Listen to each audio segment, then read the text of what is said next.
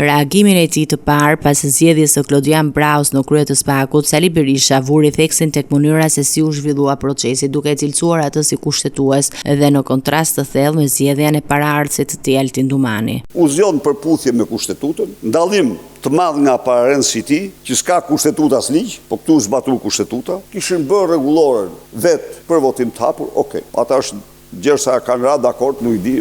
Berisha komentoi edhe praninë e dukshme të ndërkombëtarëve gjatë procesit të përzgjedhjes, duke pretenduar se roli i tyre kishte vetëm një qëllim, parandalimin e kapjes së SPAK-ut nga kryeministri Edi Rama.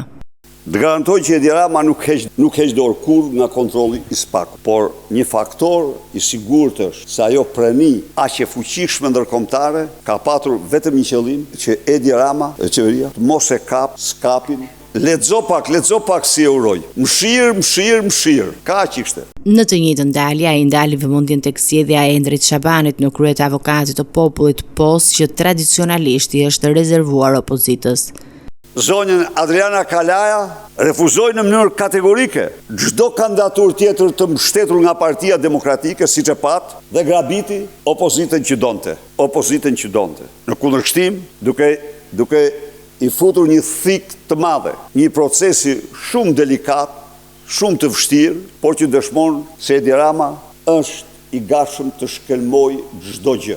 Lidhur me amnistinë fiskale, Berisha u shpreh se ligji i shumë debatuar pritet të atakohet në gjykatën kushtetuese.